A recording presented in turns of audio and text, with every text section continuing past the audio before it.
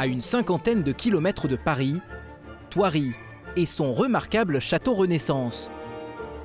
Depuis près de 50 ans, le domaine abrite un parc zoologique de 110 hectares. Ici, plus de 152 espèces cohabitent, soit près d'1 millier d'animaux. Marie, 32 ans, est l'une des 2 vétérinaires du parc. Ce matin, elle se prépare pour une intervention délicate. Ça ressemble à du matériel de chasse, mais c'est pas de la chasse. C'est un fusil qui n'est pas destiné à tuer, contrairement à une arme de chasse. C'est un fusil qui est destiné à faire des injections. Alors nous, on l'utilise beaucoup en anesthésie. Cette arme va permettre à Marie d'endormir Lucky, une ours qui a donné naissance il y a quelques semaines à 2 oursons, encore cachés dans leur tanière. Impossible de les approcher sans trouver sur son chemin cet animal de 200 kg. Alors la vétérinaire utilise les grands moyens. C'est inimaginable d'aller faire une injection manuelle comme on ferait sur un chien dans un cabinet.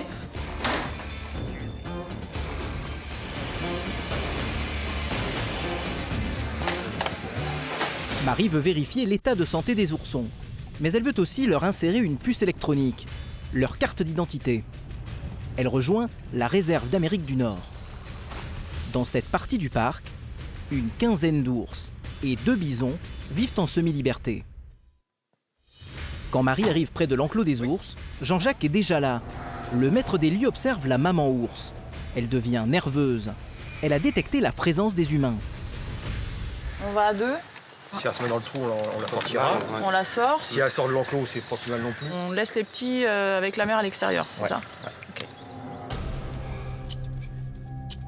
Elle a un instinct maternel quand même, donc c'est impossible de pouvoir manipuler les petits avec la femelle vigile à côté, donc on est obligé de l'anesthésier.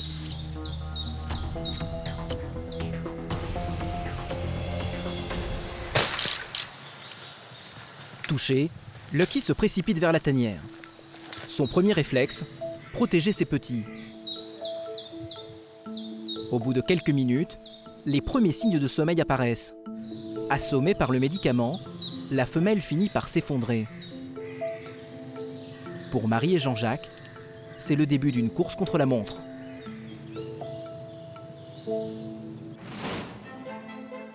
La vie sauvage à l'état presque naturel, c'est la spécificité de Thoiry. Premier safari d'Europe, le zoo se distingue par sa réserve animalière de 60 hectares.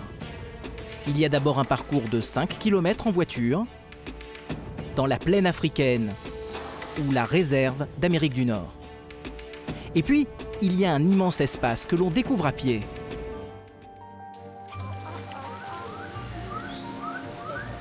Plus de 400 000 visiteurs s'y pressent chaque année, voir des espèces rares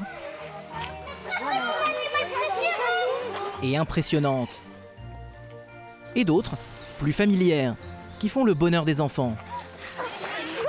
Originalité, des passerelles ou des tunnels en verre amplifient le sentiment de proximité. Un dispositif fidèle à la volonté du comte Paul de la Panouse, qui a conçu le parc en 1968. Son souhait, mettre les animaux en liberté et les hommes en cage.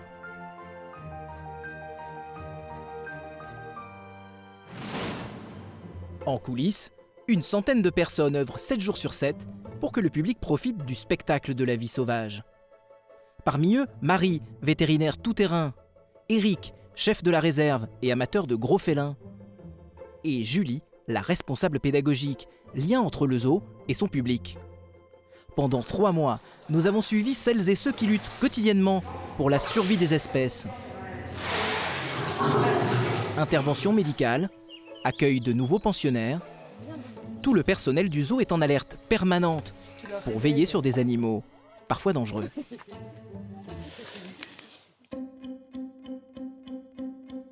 Dans la réserve des ours d'Amérique du Nord, Lucky, la maman ours, semble dormir à point fermé. Un quart d'heure après le tir, Marie et Jean-Jacques vont tenter une approche. L'anesthésie a-t-elle fonctionné? Mieux vaut s'en assurer. Face à un animal dont un simple coup de patte peut être mortel, le doute n'est pas permis. En éclaireur, Jean-Jacques s'approche de l'animal pour vérifier qu'il est bien endormi.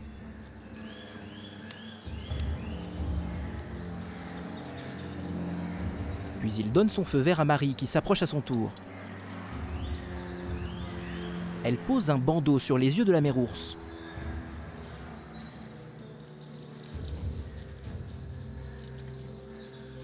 Jean-Jacques, lui, dispose du papier dans ses oreilles. Il s'agit de l'isoler de toutes les stimulations extérieures pour que l'anesthésie soit la plus efficace possible.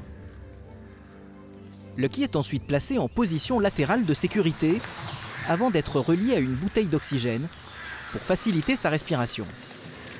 Là, on essaye de faire le plus rapidement possible parce que ça fait déjà 25 minutes que la femelle a été fléchée. On ne se rend pas compte, mais ça passe vite. Et le but, c'est quand même de la garder anesthésiée le moins longtemps. Jean-Jacques se prépare à aller chercher les oursons. Ouais, c'est profond. Là, je vais être obligé de ramper un peu. Un peu. Et à cet âge-là, c'est inoffensif? À cet âge-là encore, ça va. Ils ont des bonnes griffes, c'est pour ça qu'on a mis les bons gants, parce qu'ils ont des petits crocs. Pour les attraper, Jean-Jacques plonge tête la première au fond de la tanière. C'est la toute première fois que les oursons se retrouvent face à un homme. Ça sent l'ours. Ça sent l'ours?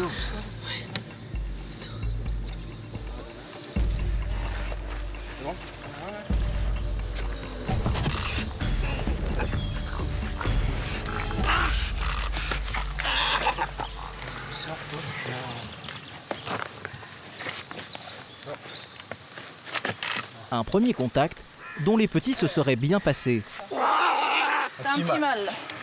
C'est un comportement naturel face à un danger. Là, on représente un danger pour eux. C'est du même niveau que des oursons qui seraient dans leur tanière en milieu naturel, avec la maman qui est partie, et un prédateur qui arrive dans la tanière. Donc là, ils crient pas parce qu'ils ont mal, ils crient parce que c'est le premier gros stress de leur vie. Ils n'ont jamais vu des humains d'aussi près. Et que, comme je vous disais, c'est des animaux sauvages qui sont pas vraiment habitués à nous voir. À chaque nouveau venu, sa carte d'identité. Marie leur insère une puce électronique en guise de baptême. Morphologiquement, c'est des animaux qui vont se ressembler. Même si Jean-Jacques est capable de reconnaître individuellement chacun des ours, pour nous, c'est quasiment impossible. Et donc d'avoir une puce, ça permet de savoir qui est qui.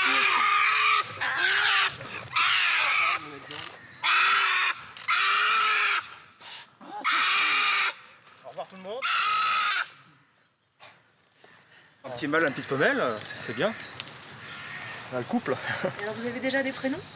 Ah non, pas encore. Je leur donne leur prénom quand j'arrive bien à les identifier. Parce que là, jusqu'à 1 an et demi, 2 ans, voire, ils sont ensemble. Côté vétérinaire, le bilan de cette première rencontre est positif. Ils ont l'air bien dodus, il n'y a pas de différence de poids. A priori, les deux ont le même gabarit, donc il n'y en a pas un qui a profité plus que l'autre. Donc en plus, on a mâle et femelle, donc c'est vraiment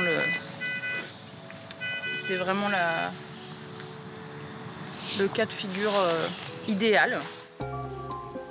45 minutes plus tard, un clignement d'œil, un mouvement de langue, Lucky, groggy, refait surface.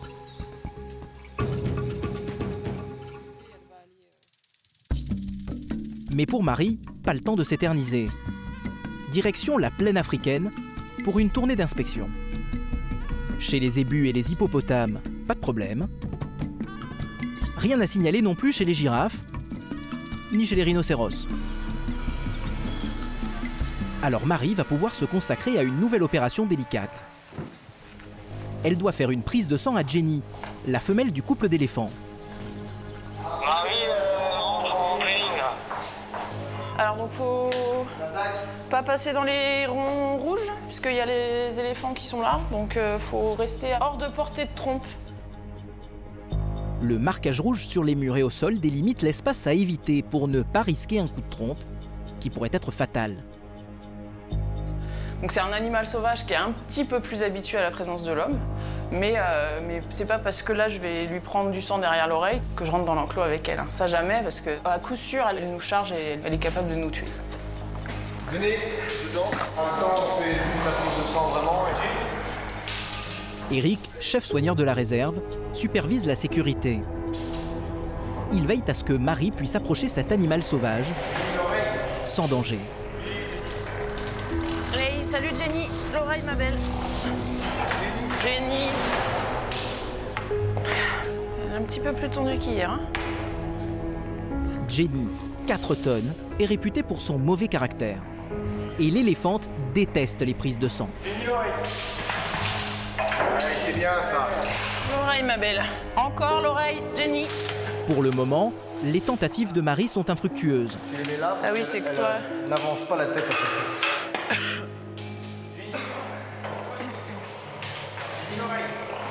Oui, c'est bien ça. L'oreille, Jenny. Oui, c'est moi, ma belle. L'oreille. C'est super, ma belle. Ok, on prend le temps. Cette fois-ci, Jenny coopère. Marie réussit enfin sa prise de sang. La queue. Oui, bien la queue. Eric côtoie l'éléphante depuis 15 ans, ce qui lui permet de l'approcher de plus près. Il entame maintenant la séance quotidienne de pédicure, car dans un zoo, les éléphants ne marchent pas assez et leurs ongles ne s'usent pas suffisamment. C'est indéniable que de temps en temps on les soulage, parce que quand on enlève ces petits cailloux, je suis sûr que ça les soulage. Après Jenny, Eric s'attaque à la toilette de Ben. Ce mâle cache un lourd passé. Dans son précédent zoo, cet éléphant a piétiné jusqu'à la mort un soigneur. Ok. Aujourd'hui, aucun incident. Ouais, ça va quand même. Ouais, c'est bien. Les 2 éléphants sont fin prêts pour l'ouverture dans une demi-heure. Mais avant, Eric a encore une mission à accomplir, l'ouverture de la cage aux lions. Justement ce matin, ils commencent à s'impatienter. Très puissants, leur rugissement s'entend jusqu'à 7 km à la ronde. Eric ne doit plus tarder, il faut libérer les fauves. Eric est chef animalier depuis 1994. Il travaille avec des fauves depuis ses 21 ans. Alors il connaît sur le bout des doigts chacun de ces lions. Une fois sortis de leur cage, les fauves passent dans ce tunnel grillagé et arrivent dans une clairière. Ici, avec sa Jeep, Eric doit les guider jusqu'à leur enclos de présentation et s'assurer qu'aucun d'entre eux ne s'égare. Je rentre juste un petit peu pour contrôler qu'ils y sont bien tous. Donc là, je peux les recompter. Je vais me reculer pour pouvoir refermer mon installation. Une fois tous les lions en place, une dernière manipulation cruciale. C'est bon, Patrice, c'est en boîte. Refermer le loquet de sécurité. Et voilà, même pas besoin de détendre de véhicule. 10 heures, les visiteurs font leur entrée au zoo. Chaque jour, ils sont plus de 1600 en moyenne à admirer les animaux sauvages. Notamment les 11 lions du parc. Des stars qui dorment 18 heures par jour. Pour profiter au maximum des quelques heures où ils sortent de leur torpeur, le parc a construit un tunnel long de 60 mètres qui peut accueillir jusqu'à 200 personnes. La vitre, épaisse de 4 cm, offre une vue époustouflante et peut supporter sans problème la masse des fauves. Le face-à-face avec Baringo, mâle dominant du clan, est bien souvent l'une des rencontres les plus marquantes de la journée. Mais il y a encore plus déroutant. À Thoiry, les visiteurs peuvent approcher au plus près certains animaux sauvages, sans vitres ni barrières. Contrairement à un zoo classique, les pensionnaires évoluent en quasi-liberté, comme dans un véritable safari. Les visiteurs les découvrent directement depuis leur voiture. Allez, on y va? Qu'est-ce qu'on va voir, Nina? Les animaux. C'est justement cette originalité qui a attiré Marc, Yvonne et leurs 3 enfants. En 1 minute, les voilà plongés dans l'ambiance. T'as vu, ça ressemble un petit peu à un cheval. Prêts à vivre une grande aventure. T'as vu les gros pieds, les grands pieds qu'il a? T'as vu? Il mange. L'éléphant, il mange. T'as vu? Il est là-bas. Ouais. Il a des cornes énormes. Ah oui. Lui, c'est le chef. Ah, c'est le chef. Et toi? Faut pas rigoler avec lui. Pour l'instant, les animaux se tiennent à bonne distance, impressionnés par la cohorte de véhicules. Et regardez les autruches, elles sont au milieu de la route. Ah ouais. Ah, regarde. Ah ouais. D'autres sont par contre plus curieux. Un peu trop même. Je crois qu'elle vient vers nous là. Faut peut-être fermer la fenêtre, non? Je sais pas. Mais un peu dans... Eh, tu as vu? On a déjà donné là. Je sais pas s'il faut bouger ou pas. Pour la fenêtre. Elle est en train de manger la carrosserie, non? À l'entrée du circuit, c'est pourtant bien précisé. Il faut fermer les fenêtres. Mais comme beaucoup de visiteurs, Marc n'a pas tenu compte des consignes de sécurité. Là, on a eu un peu peur là. On savait pas trop ce qu'elle voulait. Est-ce qu'elle allait nous mordre? Ce que Marc ignore, c'est qu'une autruche peut éventrer un homme de haut en bas d'un seul coup de patte. Et il y a un autre animal dont le visiteur doit se méfier, l'ours. Là encore, les panneaux d'avertissement fourmillent, et en particulier à l'entrée de leur réserve. Roulez lentement, interdiction de sortir des voitures et de stationner, en cas de danger, klaxonner. 15. Interdiction de nourrir les animaux. Vitres fermées. Bon. Il y en a 15. Il y en a 15. On va pas faire comme l'autruche. On va avoir chaud, mais on va faire ce qu'ils disent. Tony, t'as vu un ours? Non. Il avance.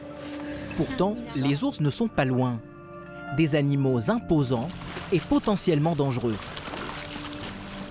Regarde, là, il y en a un gros, là. Sans s'en rendre compte, les touristes peuvent provoquer chez les ours des réactions imprévisibles. Ça doit faire un poids énorme. Sur cette vidéo, 2 ours, probablement attirés par des cris, encerclent la voiture, se retrouvant nez à nez avec les passagers. Roule! Il faut rouler! Non, on peut rien faire, non. On va pas se chérie. Non, ça va, ils vont rien faire. Tu fais peur à ton frère. La meilleure solution est en effet de garder son calme. Rien ne sert non plus, comme ici, d'asperger les animaux de lave-glace. Sauf à vouloir passer chez le garagiste après la visite. Non, arrête, tu vas me l'arracher. Malgré quelques frayeurs, aucun accident grave n'a jamais eu lieu à Thoiry, notamment grâce à la vigilance de Julie, 33 ans, la responsable pédagogique du parc. C'est elle qui surveille et sensibilise le public. En période de forte affluence, elle pourchasse les visiteurs indisciplinés. Et quand elle franchit le domaine des ours, c'est chaque jour la même rengaine. Bonjour, je vais vous demander de fermer vos fenêtres, s'il vous plaît. Bonjour, je vais vous demander de remonter vos vitres, s'il vous plaît. Les ours sont omnivores. Merci. Les ours, ça mange de la viande. Merci. Merci. Bon, l'ours, s'il a vraiment envie de se dépêcher, eh ben, il se dépêche, il court à 30 km/h et ça peut se passer très vite. Tu veux qu'on refasse un tour des ours? Alors, il ne faut pas rouler avec la porte latérale ouverte. Hein. Je viens de leur dire. Donc, il y a des animaux dans la réserve qui peuvent être dangereux, d'accord? Donc, il faut respecter les règles. C'est important. OK? Voilà. Il ne faut plus descendre de la voiture non plus, hein.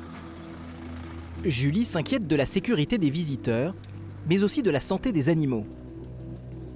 Là, si quelqu'un venait à sortir de la voiture, ça pourrait créer un petit mouvement de panique chez nos élans. Et par exemple, tous les petits bébés qu'on a là pourraient se faire mal, se casser une patte, donc c'est pas le but. Alors là, par contre...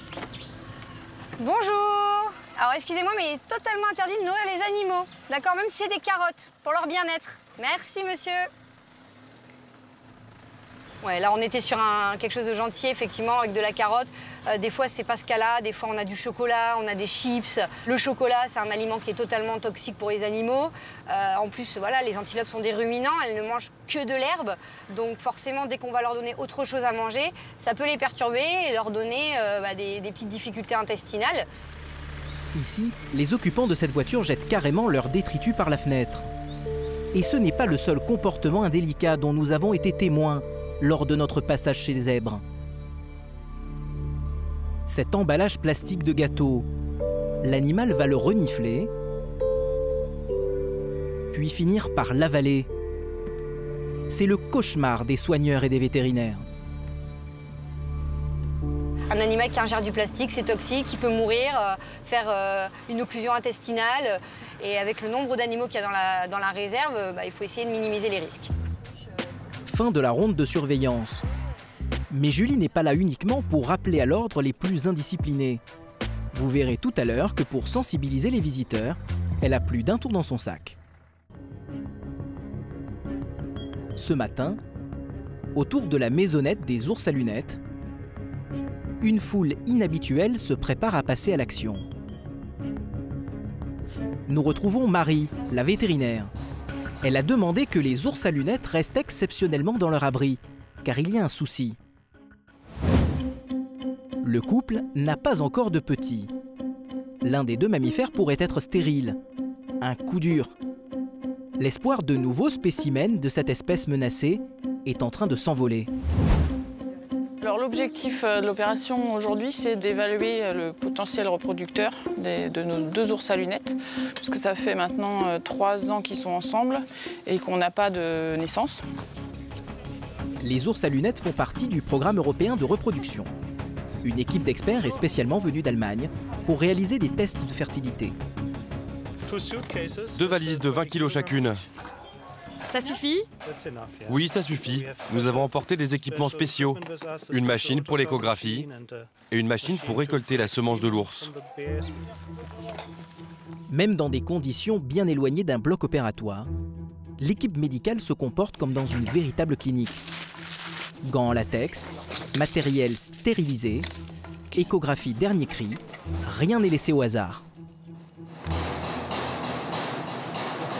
Les ours ont perçu l'agitation anormale des hommes. Ils font entendre leur inquiétude.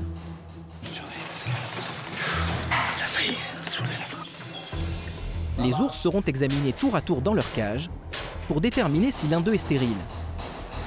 Eva, la collègue de Marie, décide d'endormir le mâle en premier. Pas de temps à perdre. Un stress grandissant chez l'animal pourrait réduire les effets de sa flèche anesthésiante. C'est bon, on est prête? Je flèche? I'm darting, ok? C'est bon? Tu te prépares parce qu'il va aller à la... Là,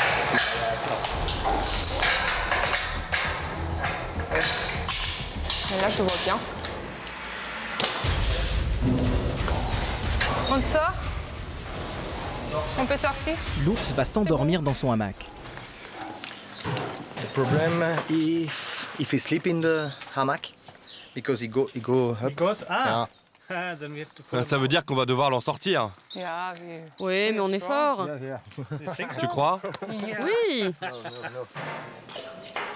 Pour déplacer ce mal endormi de 150 kg, les gros bras de Thoiry ont été appelés en renfort.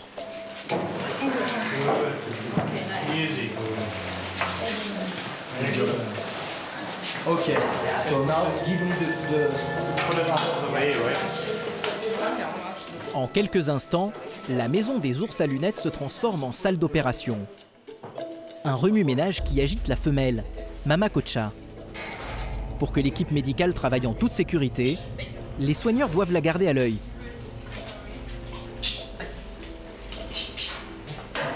Elle est inquiète, un peu stressée, elle a l'habitude de voir autant de monde. Donc elle s'inquiète peut-être pour son mâle. Pour tenter de calmer la femelle, l'équipe décide d'isoler les 2 box pour cacher l'intervention à Mama Kocha. Peine perdue. Aussitôt posées, les planches subissent les foudres de la femelle. Elle se fait une petite fenêtre pour voir what happened. Pas de blague, hein, Mama Kocha, là. Elle est en train de nous démonter la paroi. Alors que le mâle dort profondément, l'équipe d'experts allemands entre en scène avec son appareil d'électrostimulation. Une machine qui agit sur le système nerveux pour récupérer le sperme de l'animal. Tu t'inquiéteras pas, elle va bouger. Tu mets la main dessus. Allez, on va commencer. Eva, t'es prête? Il va tendre sa jambe, ne vous inquiétez pas. C'est une stimulation électrique sur les muscles, donc sur les systèmes nerveux, c'est juste des réflexes musculaires. Ces 2 experts venus d'outre-Rhin sont des pointures dans leur domaine. Le zoo de Thoiry fait régulièrement appel à eux pour analyser le taux de fertilité d'un animal. Sous le regard de Mama Kocha, les échantillons de sperme vont être analysés immédiatement sur place. Tiens, regarde. Wow, ça bouge. Ça bouge partout, c'est bien. Ça veut dire qu'elles sont vivantes? C'est fertile à 80%. Ça veut dire que lui, pour la reproduction, normalement, il n'a pas de problème. Waouh, cool. Il y a plein de petits champions là. C'est pas encore des oursons, mais oui, ça grouille. C'est vraiment, ça fourmille, quoi. On dirait une fourmilière. Donc il y a ce qu'il faut. Le mâle est en bonne santé. Le problème de fertilité provient peut-être de la femelle.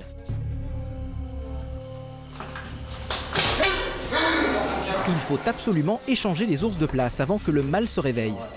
Allez, on y va parce que en plus il est un peu en train de se réveiller. On est vraiment vigilant. Faut se manier là. Vas-y. Et il pèse son pesant de cacahuètes, quoi. Bon, on contourne, on va le mettre le long de la porte de sortie. Restez vigilant.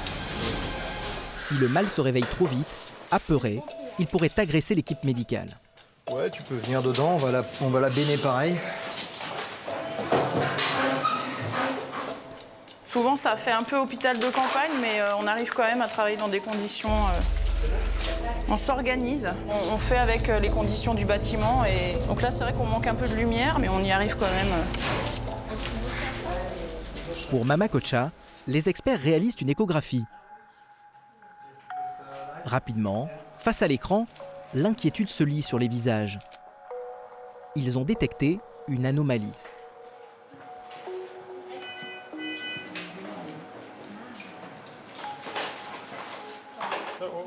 Regardez l'ovaire, ici du côté gauche. Il est trop petit. 17 mm de long et 11 de large. Il est aussi petit qu'un haricot. Ça devrait au moins faire le double. L'énigme est résolue. À cause de ses ovaires trop petits, Mama Kocha peine à avoir un bébé. Oui, ma belle. La situation paraît sans issue pour les ours à lunettes. Mais Marie ne s'avoue pas vaincue.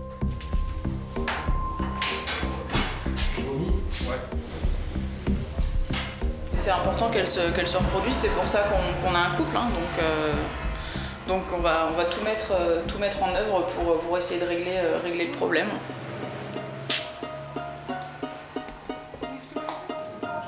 Depuis notre tournage, la vétérinaire a injecté des hormones à Mama Kocha pour stimuler la croissance de ses ovaires.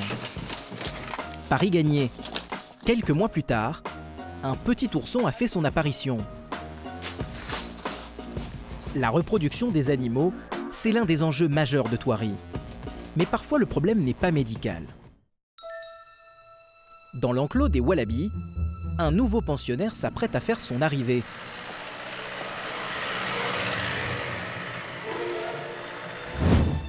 Les soigneurs sont allés le chercher à 425 km de là, à Clermont-Ferrand, dans le cadre d'un programme d'échange entre zoos. Florence, la responsable du parc à pied, l'attend avec impatience. On va se mettre là, Clément. Ici, hop. Voilà. Et... À l'extérieur, ses futurs colocataires, toutes des femelles, observent le manège avec curiosité. Car leur nouveau compagnon a une mission de la plus haute importance. C'est un mâle reproducteur. Je lui ai préparé son box, je lui ai mis à manger, je lui ai mis de l'eau pour cette nuit. Ça va, il a l'air d'être cool, ça va. Tu vas bien dormir. Avec un tel accueil, Florence espère que Dubo, c'est le nom du marsupial, va vite se remettre des 4h30 de route. Demain, il doit être au top de sa forme pour rencontrer son harem. Problème, Dubo n'est pas le grand séducteur espéré. Il est plutôt du genre timide. Et ça peut durer longtemps, hein. Ah non, il bouge pas. Même pas les oreilles. En bonne entremetteuse, Florence ne brusque pas le farouche célibataire. Des animaux qui sont stressés et tout, ils peuvent faire des arrêts cardiaques. Enfin, il peut y avoir plusieurs pathologies et c'est quand même bête qu'un animal meure, tout ça, parce qu'on l'a stressé. Après 7 mois de célibat, les femelles sont quant à elles à l'affût. Alors la première candidate lance le speed dating. Mais l'attaque est trop frontale au goût de monsieur. Je pensais qu'ils allaient s'approcher tout doucement, se sentir, mais non, non, il n'a même pas attendu. Il l'a carrément fait partir, quoi. Bon. La deuxième prétendante tente la méthode douce.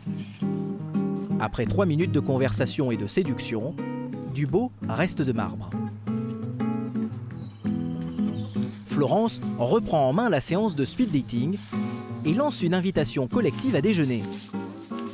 De voir qu'il y a des bonnes salades, des bonnes croquettes, de bons légumes, peut-être que ça va lui donner envie de venir. Mais finalement, ce sera un repas entre filles. Dubos continue à jouer l'empoté sous le regard dépité de ses cousins. Pour les kangourous, le film à l'eau de rose tourne au fiasco. Et lui, il regarde toujours. Chaque animal a son petit caractère, donc lui, ça doit être j'observe d'abord, j'y vais après, mais alors je ne sais pas combien de temps ça va prendre. Voilà. Je pense quand même qu'il ne va pas rester là toute la journée. Après 5 heures de suspense, alors que Dubos daigne sortir de sa garçonnière, les femelles, lasses, se sont désintéressées de lui. Mais chez les wallabies, c'est aussi « fuis-moi, je te suis ». L'une d'entre elles lui a tapé dans l'œil. Quelques regards appuyés, et le timide romantique décide de faire le grand saut.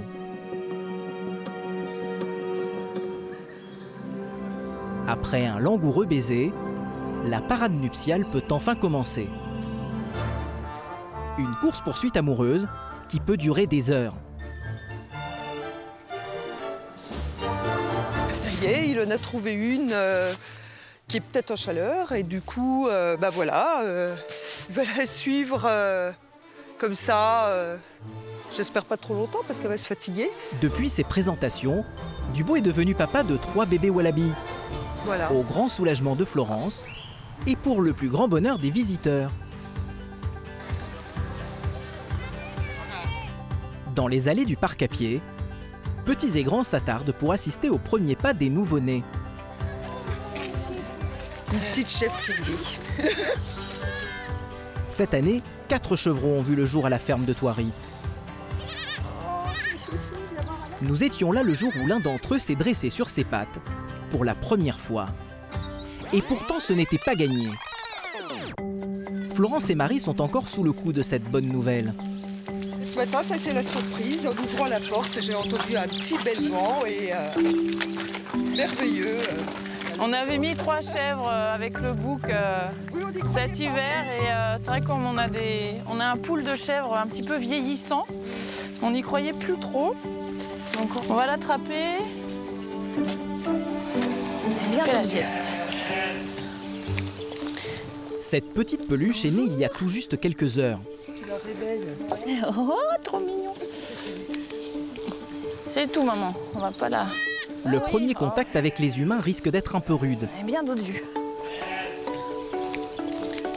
On t'embête pas longtemps. C'est bien une petite femelle. Tu la tiens? Et puis on va la laisser avec maman, qui va s'inquiéter.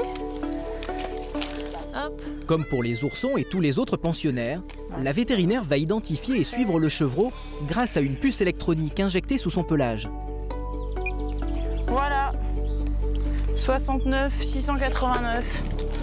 Vous comprenez maintenant pourquoi je dis je craque quoi.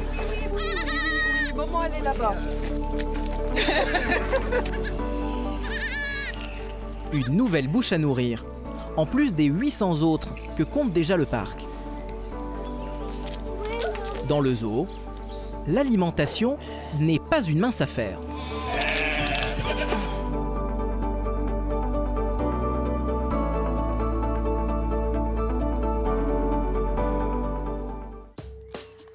La cuisine à Thoiry, c'est le domaine réservé d'un seul homme. Et sa journée commence tôt, dès 6h45. Pièce maîtresse du parc, Gilles, 55 ans, est le chef du zoo de Thoiry.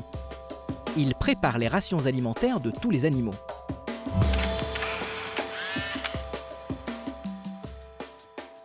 J'aime bien être tout seul et j'aime bien être le premier. Tu es tranquille, tu travailles tranquillement, personne ne te dérange, tu peux rester concentré sur ce que tu as à faire. Là. Premier geste de la matinée, enfiler l'uniforme de Thoiry. et ma petite veste. Avant de rejoindre son repère.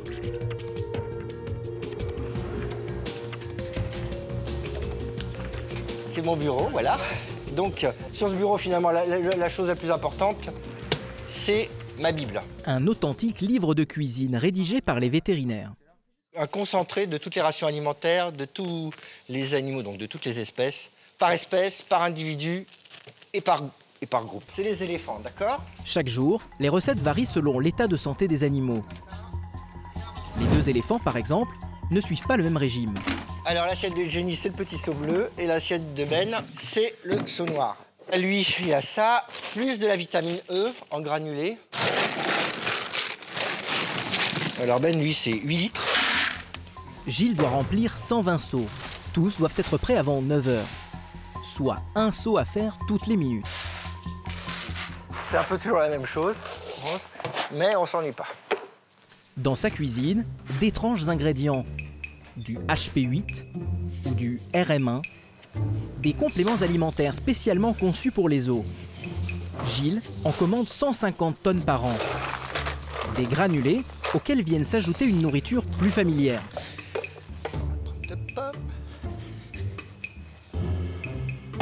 Et après, je m'occupe des fruits et légumes. Jenny, elle, le matin, elle a le droit à 2 kilos de pommes. Tous les fruits et légumes sont commandés aux producteurs de la région. Il s'agit de la marchandise un peu abîmée, boudée par les supermarchés. Grâce aux eaux de Thoiry, pas de gaspillage.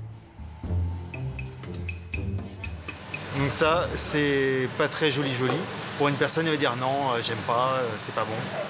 Il faut que ça soit joli, il faut que ça brille, il faut que ça soit bien rouge. Voilà, que bon, c'est une bonne tomate. Et aïe, c'est bon. Feuilles de chêne, salade, orange, c'est bon, tomate, mangue, c'est de la prune. Et j'ai oublié la mâche, mais c'est moi qui oublie. Non, mais il m'en faudra pour demain, avec la livraison des lapins frais. Les carnivores, eux aussi, sont gâtés. 43 tonnes de viande passent dans le congélateur de Gilles chaque année. Donc là, vous avez mon stock de viande pour 15 jours. Viande de bœuf, le poulet, 3 racks de poulet, plus différents petits trucs, cœur de dinde, coups de poulet là-bas au fond, des lapins congelés, là-bas vous avez des cailles, là-bas vous avez du pigeon. Gilles est dans les temps. Il dépose tous ces petits plats sur une palette à destination des soigneurs. Après, une vingtaine d'entre eux défilent quotidiennement au magasin. Le hangar de Gilles, centre névralgique du parc, est un point de passage incontournable. Un lieu où chacun se retrouve le matin avant d'aller nourrir ses animaux. Un balai presque parfait. J'ai oublié quelque chose? Gracie. J'ai oublié Gracie, il faut le faire quand même. La vieille dame. Gracie, la rhinocéros, a en effet dépassé les 36 ans. Elle a l'âge du parc, alors je vais pas lui filer des pommes pourries quand même. À cet âge-là, ça se fait pas. Alors je lui coupe parce qu'elle a mal aux dents.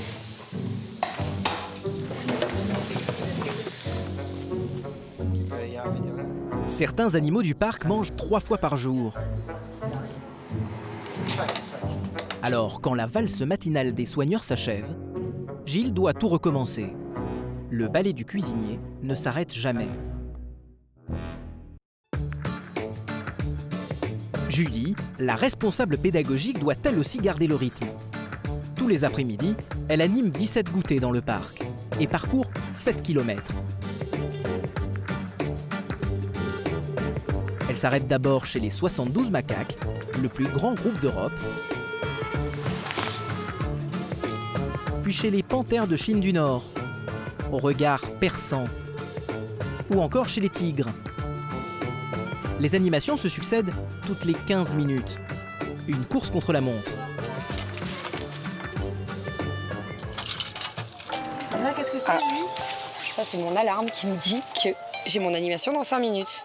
On en a tellement dans la journée qu'en fait, on se met des alarmes pour pas rater l'heure. On a toujours un petit peu de pression quand on va commencer une animation. Mais bon, moi maintenant j'ai l'habitude, donc c'est vrai que c'est devenu, voilà, c'est mon travail, je suis forcément assez à l'aise en public.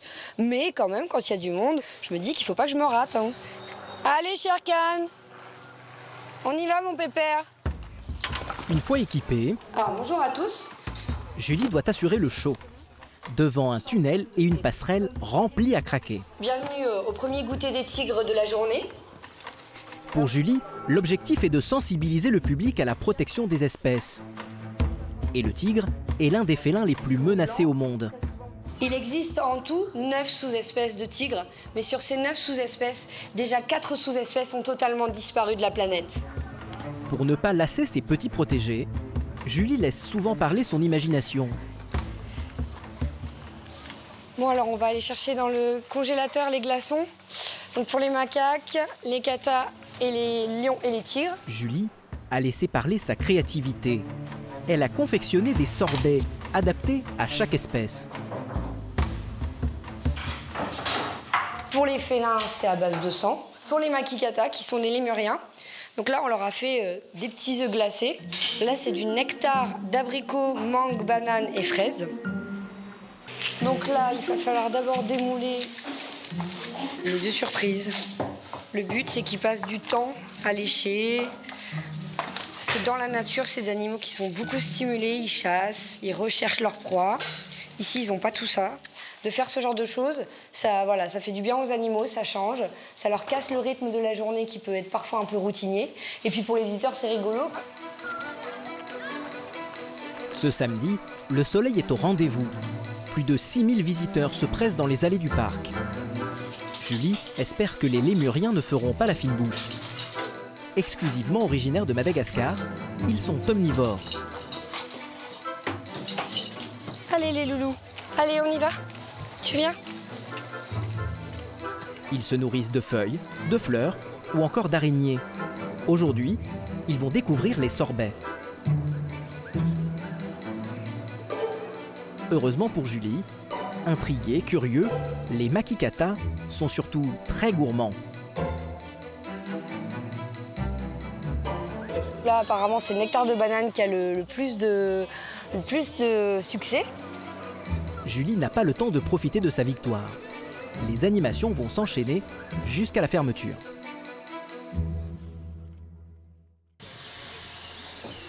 Dans un autre coin du parc, des bipettes d'un genre inhabituel sont en train de s'activer. Sous le contrôle de Philippe, les techniciens sont en pleine agitation. Tiens José, on va apporter le dénégateur de terre. 2, 3. Aujourd'hui, il est stressé. Les travaux ont pris du retard. C'est bon. Il nous reste à finir de recouvrir les cailloux qu'on a mis. Donc on va simplement mettre donc une couche de terre. Après, on va donc mettre la baie vitrée du point de vision. Ainsi que on va finir de mettre les fils électriques. Si l'équipe de Philippe se presse, c'est que dans 24 heures, un hôte très important doit prendre possession des lieux. Il ne s'agit pas de n'importe quel animal. Voici Uru, une hyène venue d'Espagne. Le programme d'élevage européen l'a confiée à Thoiry, car le mâle s'intégrait difficilement à sa meute d'origine. Aujourd'hui, ce redoutable carnassier fait ses premiers pas dans le zoo, à l'insu du public. Déstabilisé par ce tout nouvel environnement, Uru semble effrayé. Eric, chef animalier, tente de rassurer l'animal. Alors, Uru, c'est bien. Ce qui fonctionne bien dans les parcs, on se transfère en fait l'information pour que tout le monde en profite. Donc ça permet de s'occuper des animaux au mieux et de ne pas tâtonner à chercher des solutions. Il n'y a pas eu de hyène aux eaux de Thoiry depuis 25 ans. L'arrivée de cette nouvelle espèce attise la curiosité de l'ensemble des soigneurs. Surtout Eric, le spécialiste des gros carnivores. Allez, viens. C'est des espèces un peu charismatiques, qui sont un peu spéciales, on va dire, pour s'en occuper, tout ça. Donc oui, c'est des espèces intéressantes C'est un des carnivores qui a la plus grosse capacité de pression dans la mâchoire. Et donc d'ailleurs, c'est une des particularités, c'est que dans les infrastructures, il faut prévoir des choses qu'elles abîment pas, parce qu'elles ont tendance à tout mâchouiller en captivité. Les abreuvoirs, les choses comme ça, tout ça, ça doit être prévu en conséquence, parce que si on met de la petite décoration, des petits trucs, ça va finir en miettes. Face à ce spécimen à la mâchoire surpuissante, Philippe et son équipe doivent sécuriser chaque centimètre carré. Ressens-le un petit peu, toi, là-bas. Il commence par fixer une vitre épaisse de 5 cm, puis pose une clôture adaptée à la puissance de l'animal. C'est bon, il faut tester. À 8,3, donc 8300 volts. Qu'est-ce que ça va lui faire en fait? Alors ça va lui donner une petite décharge et elle va reculer. Elle va avoir tendance à reculer et elle va s'en souvenir. Architecte, bricoleur, électricien. Et on met en remplissage. Philippe porte aussi la casquette de décorateur d'intérieur. Il ne reste que quelques heures pour achever les finitions. On se dit, elle est là, elle est arrivée, donc il faut qu'elle sorte. Malgré la pression et 3 semaines de travaux derrière lui, Philippe joue les perfectionnistes. Julien, fais attention à ne pas laisser les plastiques. Je vais pouvoir enlever les... Hop, voilà, la vis qui traîne. Je suis pressé d'être demain pour la sortie. Parmi les pensionnaires dangereux, la nouvelle vedette de Thoiry a un sérieux rival. Le varan, également appelé dragon de Komodo, l'une des espèces les plus redoutables au monde. Il serait apparu il y a 5 millions d'années. Griffes acérées, mâchoire de 60 dents, dont la morsure venimeuse peut entraîner la mort, le dragon de Komodo nage, grimpe aux arbres, et sa queue est capable de balayer un homme. Sur ces images tournées en Indonésie, un varan s'attaque à un buffle de presque 1 tonne. Affaibli et paralysé par la morsure, le buffle s'effondre. Les varans engloutissent alors leur proie. Malgré le danger, Rose, la chef soigneuse, et Cathy, la vétérinaire, vont s'en approcher de très près. Elles doivent habituer Podvora, la femelle varan, au contact humain, si elle doit un jour être soignée. Non. Chut. Mais, file. Allez, coquine. Allez, file. La première chose à faire, en fait, c'est tout simplement lui dire bonjour et qu'on arrive et qu'elle comprenne qu'on va commencer une séance et voir comment elle réagit. Allez, on va rentrer, hein. Cathy et Rose sont sur leur garde. Allez, Podvora. Elles rentrent toujours à 2 dans l'enclos. Bon alors. Tandis que l'une s'approche de l'animal, l'autre surveille. Malgré les risques, Rose n'hésite pas à caresser l'animal. Par chance, Podvora semble aussi docile qu'un labrador. Ça fait du bien. Après les caresses, l'exercice du jour peut commencer. Voilà.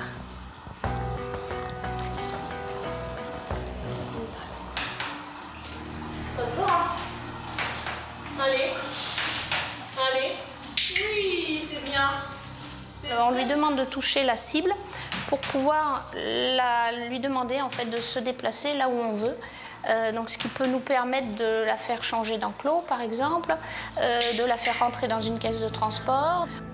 Et lorsque Podvora touche la cible, elle hérite d'une petite récompense. Un poussin ou une souris. L'entraînement se clôture par une nouvelle séance de caresses. Moi, je la considère plus comme un collègue de travail qu'un animal de compagnie ou un animal dressé. Voilà, c'est vraiment un collègue de travail et on travaille bien ensemble.